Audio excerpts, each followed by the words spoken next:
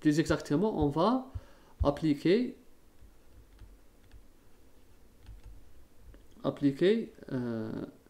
une tension ou bien un potentiel d'arrêt. C'est quoi le potentiel d'arrêt? On vient de l'expliquer. C'est juste une tension qu'on applique au circuit pour, on va dire, empêcher cette photoémission des électrons. Pour empêcher ça, pour l'arrêter, on va juste augmenter le potentiel vers une valeur positive. C'est ça le potentiel d'arrêt. C'est la tension qu'on doit appliquer. C'est une tension, c'est la tension appliquée. Appliquée pour annuler ou bien pour stopper, pour annuler le courant photoélectrique ou bien le photocourant.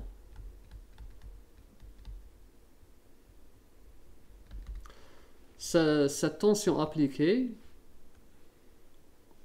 on lui donne le symbole UP, qui veut dire c'est le potentiel d'arrêt ou bien le potentiel, bien sûr c'est vers le positif, c'est un potentiel d'arrêt. Parfois on lui donne, on trouve dans notre littérature, on trouve delta V. Parfois on trouve ça. Et parfois on trouve U0. Les trois c'est la même chose. L'essentiel, la tension appliquée ou bien le potentiel d'arrêt, c'est juste une tension qu'on applique au circuit pour annuler le photocourant. C'est pour inverser. Et bon, on peut juste faire le lien entre le c'est-à-dire cette tension appliquée pour stopper le potentiel d'arrêt, plutôt pour stopper le photocourant, et l'énergie de travail. Les électrons, on a dit qu'ils sont attirés entre eux. Il y a une force d'attraction entre les électrons par une énergie qu'on appelle V. V, parfois on lui donne le symbole V0, parfois E0, et parfois W extraction. C'est la même chose. Donc ça, elle reflète la fonction du travail, elle reflète l'énergie de cohésion entre les électrons. Cette énergie, qu'est-ce qu'on va faire en appliquant la tension, en appliquant une tension? Cette tension, en appliquant un potentiel d'arrêt. Qu'est-ce qu'on va faire en réalité? Cette énergie, elle va augmenter.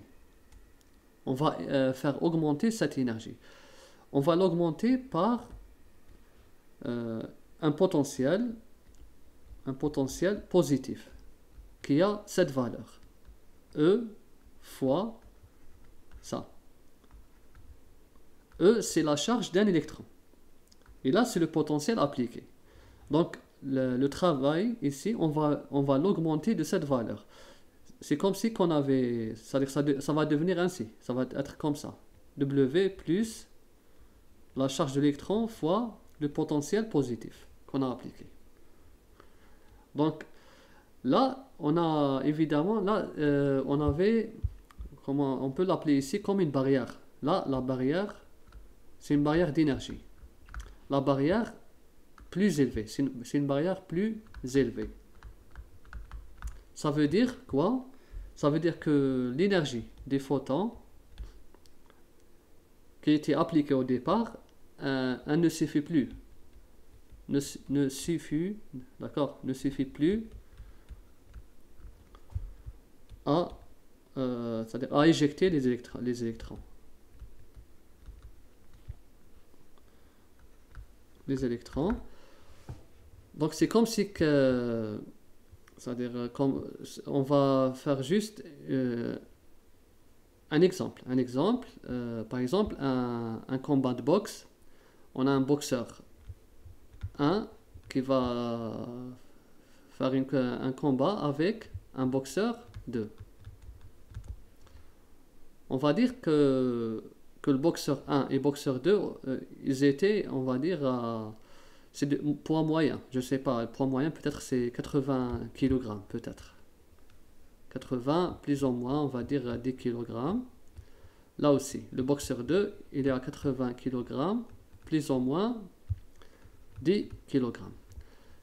En appliquant une tension, ou bien en appliquant un potentiel d'arrêt, c'est comme si que le boxeur 2 va mesurer, c'est-à-dire va peser maintenant environ 130 kg à peu près. Il ne va plus peser 80, 130 kg à plus ou moins 10. Donc le boxeur 2, là, il n'a aucune chance de faire la compétition avec le boxeur 2 car il devient plus faible. Donc c'est ça l'analogie.